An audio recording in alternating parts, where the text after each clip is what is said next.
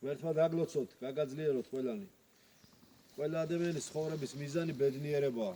მართლაც ღმერთმა ყველაფერი იმისათვის შექმნა, რომ ადამიანი ბედნიერი იყოს. ღმერთმა შექმნა ყველაფერი და საოცარი ბუნება ყოველივე რასაც ჩვენ ახლა ვხედავთ, ეს არის წიგნი ღვთისა. ორი წიგნი არსებობს ამბობს ერთ-ერთი დიდი მეცნიერი. ერთი წიგნი ბიბლია, რომელიც ღმერთმა მოგცა და მასში არის გამოხატული მისი სიტყვა და ერთი რომელიც არის ქმნილი, შექმნული ყოველივე ეს ასაც ვხედავთ, სადაც არის გამოსახული მისი ნება. რა თქმა უნდა, ეს ორივე წიგნი, ანუ ღვთაებრივი რეალობა, რასაც ჩვენ უყურებთ, ქმნულია ეს რეალობა, რასაც ჩვენ ვხედავთ და ეს არის ღვთის ნაკვალევი. და ამ ნაკვალევს უნდა მივსდიოთ ჩვენ. თუ გვინდა რომ ბედნიერი ვიყოთ. ადამიანი მართლაც და მიზნად ღმერთმა ადამიანს მისცა ის მიზანი, რომ ცხონდეს, იცხოვროს. არა ნებავს სიკვდილის ცოდვილის, არა მოქცევა და ცხოვრება მისი, ანუ ნებავს ღმერთს ადამიანის ბედნიერება.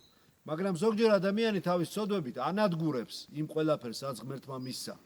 ეკოლოგიას იქნება თუ სილამაზეს თუ მშვენიერებას ანადგურებს, სპობს, თავის საწინააღმდეგოდ იყენებს, ღვთის ნებას ამრუდებს, იყენებს არა ღვთის სადიდებლად, არა ღვთის საცხოვნებლად, რაც ღმერთმა მისცა, არამედ გაურბის იმ ბედნიერების შანსს, გაურბის იმ ბედნიერებას და იმ საშუალებებს, იმ მაქსიმალურ და მინიმალურ ობიექტურ თუ სუბიექტურ პირობებს, რომლებიც ღმერთმა მისცა, აუცილებელი და საკმარისი პირობების სახით მისი ბედნიერების და სულიერ წინსვლისა.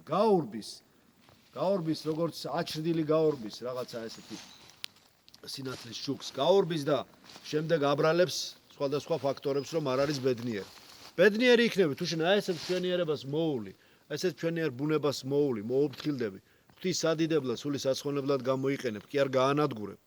ღვთის ქმნილებას მოფრთხილება უნდა. ამიტომ ჩვენ ყველანი თუ გვინდათ რომ რეალობას არ მოვწყდეთ, ფუჭ ოცნებებსა და ილუზიებს უნდა მოვცილდეთ და რეალური მაძიებლები უნდა ვიყოთ ჭეშმარიტებისა. საძიებელიც არაფერი არ არის, მარადიული ჭეშმარიტება მოცემულია იმ დიდ წმინდა წიგნში, რომელსაც ქვია ბიბლია, რომელსაც ქვია სიტყვა ღვთისა და წმინდა გარდამოცემაში, სრულად წმინდა განმოცხადებაში. ამიტომ ჩვენ უნდა ვეძებოთ ჭეშმარიტება ბიბლიასა და წმინდა გარდამოცემაში, თუ გვინდა რომ აზრი საერთოდ არ დაეკარგოს ჩვენს ცხოვრებას. აზრი კიდე ცხოვრების არის ის, რომ ადამიანს უფრო მეტად და მეტად წმენაში გაძლიერება ჰქონდეს გაძლიერება სასოებაში, იმედში და რა თქმა უნდა, ყველაზე მაღალ ხარისხში ღვთისმეტყველური სათნოებისა, ეს არის გაძლიერება სიყვარულში. სამწუხაროდ დღევანდელ მძიმე დროში, რომელიც ჩვენივე ცოდვებით არის დამძიმებული, ჩაიკეტა ბევრი ადამიანი, გამოიკეტა ვიწრო წრეში, ასე ვთქვათ, მიკრო წრეში ჩაიკეტა საკუთარი არსებობისა, მხოლოდ რაღაცა ყოფითი პრობლემების მოგვარების ვიწრო წრეში ჩაიკეტა, აი მიკროსკოპულ რაღაცა ცხოვრებაში და თანამედროვე ცხოვრებაში ბედნიერებას ეძებს, მაგრამ ვერ პოულობს და მთელი ცხოვრება გადის რაში? ამაო მოქმედებაში, ამაო ბრძოლაში, ფიქრებსა და ილუზიებში. არა და ბედნიერება გვერდზე არის, უფალი გვერდზეა, ყოველგან არის. ყოველსავე აღავსებს მადლითა მისითა, ვერავინ ვერ იტყვის რომ უფალი საძიებელია. უფალი ყოველგან არის. შენ მთავარია შინაგანი შენი მზერა, შენი გული, შენი გონება გაასმინდო. ასკეზა დაიცვა მართლმადიდებლური ეკლესიური ასკეზა და ის აუცილებლად შენში ღვთის ნებას გამოარწყინებს და გამოაჩენს ღვთის ბეჭედს შენში. ამიტომ გარდაიქმნება ადამიანი და ყოველივე მშვენიერი გახდება, როგორც ადამიანი გვირგვინი ქმნილებისა, რასაც ჩვენ უყურებთ, ყოველივე ღვთის ქმნილებაა, მაგრამ გვირგვინილი ამ ქმნილებისა, ეს არის თვით ადამიანი, რომელიც დაჯილდოებულია უნარით სიბრძნის შესწავლისა, უნარით იმისა, რომ დაინახოს ის, რაც ერთი შეხედვით თითქოს არ ჩანს, ანუ ის უხილავი დაინახოს ხილულში. ადამიანში ჩადებულია საოცარი ძალა იმისა, რომ მან შეიმეცნოს უფალი, შეიმეცნოს სამყარო და შეიმეცნოს თავისი ადგილი ამ სამყაროში, ღმერთი, სამყარო და ადამიანი მასში და ადგილი მისი ადამიანის ამ სამყაროში. აი ეს არის მართლმადიდებლური ტრადიცია, მართლმადიდებლური დოქტრინა ზუსტად აი ამ კითხვებზე, აი ამ ფუნდამენტალურ კითხვებზე გვაძლევს ჩვენ პასუხებს.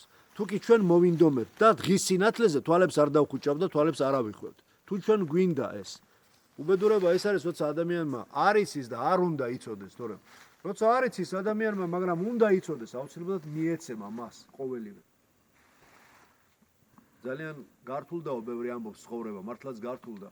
ძალიან გართულდა და კონტრასტები გაჩნდა ადამიანებს შორის. მორწმუნე და ურწმუნო, ღარიბი და ღატაკი და მდიდარი მქონე რაღაცისა და უქონელი, ამპარტავანი და სრულიად დამდაბლებული და დამცირებული ზოგიც, მაგრამ დამდაბლებას და დამცირებას შორის ეს დიდი გრადაციები არსებობს, ეს სხვა თემაა, მაგრამ ამავე დროს ქოხებსა და დარბაზებს შორის, სასახლეებსა და უბრალო მაცხოვრებლებს შორის გახდა კონტრასტები გაიზარდა, თითქმის უბსკრული გაჩნდა მათ შორის, მაგრამ ქრისტე ღმერთი, დიდი უფალი ჩვენი იესო ქრისტე, ყველა კედელს, ყველა უბსკრულს, ყველა დააბკოლებას და ყველა ინტერვალს ამთლიანებს და ადამიანიანა მთლიანად მთელ მის გარემოცვას და მთელ მის გარემოს ერთ დიდ ინტეგრალურ მთლიან რეალობად აქცევს. თუ ადამიანი მოინდომებს ამას.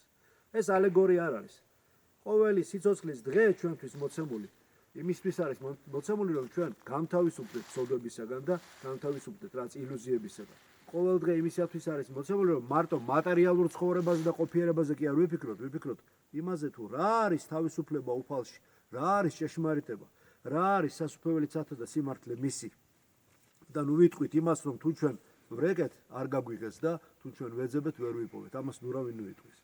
ყოველივეს შემოქმედი უფალი თავისი მშვენიერი იმ ბუნებით, რომელთაც გველაპარაკება, ისევ მასზე გველაპარაკება. ჩვენ თუ დავაკვირდებით ამ მშვენიერი ბუნების ხილვით, ჩვენ ისევ და ისევ დიდ ტექსტს წავიკითხავთ უფლის შესახებ ჩურჩულისა. რაღაცა ყოველივე ქმნილება, ყოველივე რაც არსებობს ღვთის მიერ ესეთი მშვენიერება, რაღაცნაირი სახით გვეჩურჩულება იმის შესახებ, რომ არსებობს შემოქმედი ღმერთი. ჩვენ ქმნული არ უნდა გავაღმერთოთ, უნდა გავაღმერთოთ შემოქმედი ღმერთი, უფალი ჩვენ იესო ქრისტე. მინდა რომ დავლოცო ყველა ჩვენი მრევლი, ვინც დღეს მისმენს, დავლოცო მინდა რომ არ დაივიწყონ არასდროს ქრისტიანული ცხოვრება, არ დაივიწყონ უფალი, არ დაივიწყონ ცნებები მისი. უსურვო მინდა წარმატება და ბედნიერება, რომელზედაც საუბრობდი და აუცილებლად თუ ადამიანი მოინდომებს, თუ სახარებისეული ლოგიკით, სახარებისეული მცნებებით იმოქმედებს, იცხოვრებს და გაარჩევს ცუდს კარგისაგან, მოინდომებს ცხოვრების აზრისის შემეცნებას, იგი დიდი მასშტაბის პიროვნება გახდება, გარდაიქმნება განიღმრთობა და თეოზის განიცდის. და ის რაც უწინ ქონდა ცოდვები, რაც ქონდა უარყოფითი თუ მოინანიებს მომავალში ეს ყველაფერი სათნოებად ექცევა და აუცილებლად დადებითში და პოზიტივში გადავა. აუცილებლად უკეთესი გახდება, უკეთესი საუკეთესო და კეთილი და დადებითი მომავალი ექნება ყველას. რასაც ყველას გისურვებთ, ამინ.